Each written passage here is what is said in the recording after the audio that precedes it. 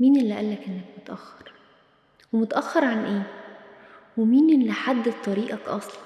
مين اللي قال انك لازم تبقى زيه؟ ربنا ما خلقكش عشان تكمل قصة حد تاني.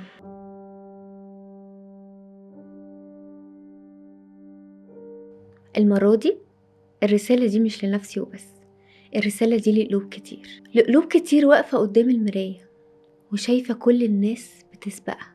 في لحظة كده بتيجي علينا كلنا، بنبص حوالينا ونفتح السوشيال ميديا ونشوف العالم كله ناجح ومبسوط ومكمل، واحدة اتخطبت وواحد سافر، واحدة فرحانة بصورتها مع خطيبها، وواحد فرحان في الجيم وهو بيبني عضلاته، حاجات كتير من النوع ده. وتيجي هنا تبص لنفسك وتحس انك تايه او متأخر او انك ماشي في حتة غلط.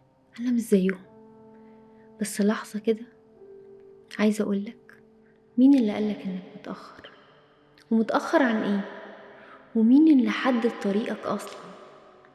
مين اللي قال انك لازم تبقى زيهم بنفس السرعة اللي بيمشوا بيها وبنفس الشكل وبنفس النجاح؟ انا زمان كنت بفكر كده، بس كل مرة كنت بقارن فيها نفسي بحد كنت بخسر حاجة جوايا.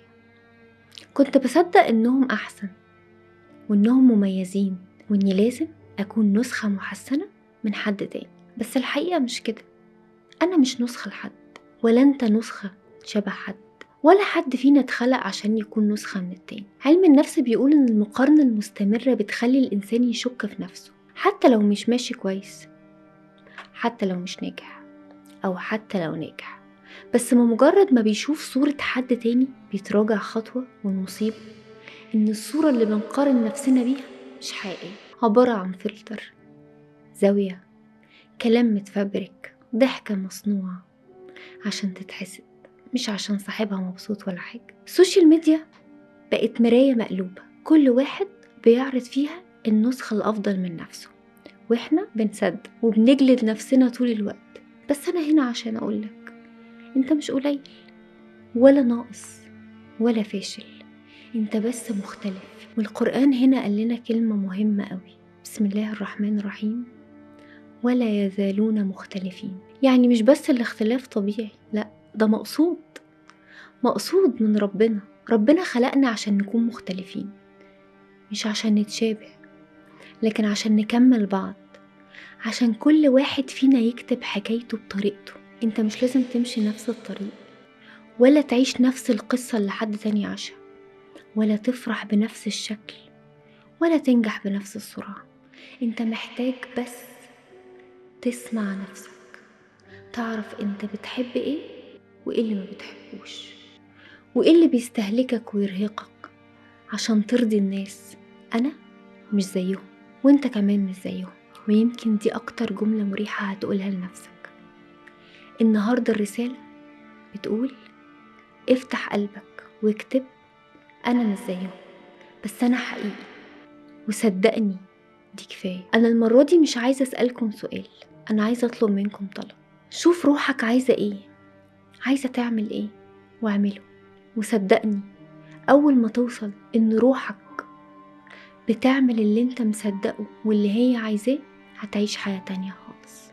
ما تضيعش عمرك تتفرج على احلام ناس تانية بتتحقق وانت سايب حلمك واقف على الرف. كل يوم بتفتح السوشيال ميديا بتلاقي الناس كلها بتضحك، بتسافر وتنجح وتتحب وتحب، وانت قاعد بتتفرج عليهم، وبينك وبين نفسك بتسأل: انا ماشي غلط ولا صح؟ هل انا متأخر؟ ليه ده مش بيحصل لي؟ بس اسمعني كويس، انت مش متأخر، انت بس ماشي في طريق مختلف، ومحدش فيهم عنده بصمتك ولا تجربتك ولا روحك. اللي بتشوفه على السوشيال ميديا ده زاوية مختارة بفلتر ملون، ضحكته مصنوعة، صورة معمولة عشان تتحسد وبس، مش عشان صاحبها مبسوط. وكل ما تقارن نفسك بيهم، كل ما تبعد عن نفسك أكتر وتنسى انت مين وإيه اللي بجد بيشبهك. ما تضيعش عمرك تتفرج على أحلام ناس تانية بتتحقق وانت سايب حلمك واقف على الرف. افتح موبايلك عشان تشتغل على حلمك، مش عشان تهرب منه.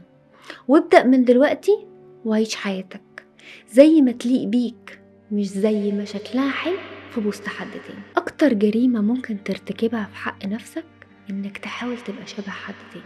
كل مرة بتقارن فيها نفسك بحد انت بتخسر حتة من روحك، حتة من يقينك، حتة من صوتك اللي كان ممكن يغير حياة كاملة. أنا مش نسخة، ولا انت، ولا احنا اتخلقنا عشان نكون نسخ محسنة من بعض.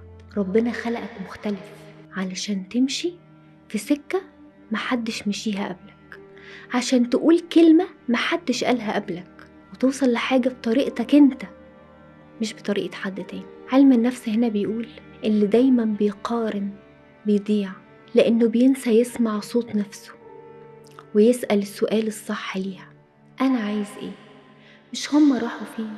السوشيال ميديا مراية مكسورة بتوهمك إن كل الناس سابقة، بس ما حدش بيحكي عن الأوقات اللي وقع فيها. ما تستبدلش يقينك بنفسك بإعجاب مؤقت من حد تاني. ربنا ما خلقكش عشان تكمل قصة حد تاني، ربنا خلقك عشان تكتب حكايتك. أنا مش زيهم، وأنا مش عايز أكون زيهم، وأنا مش محتاجة أكون زيهم، وأنت كمان مش محتاج تكون زي حد.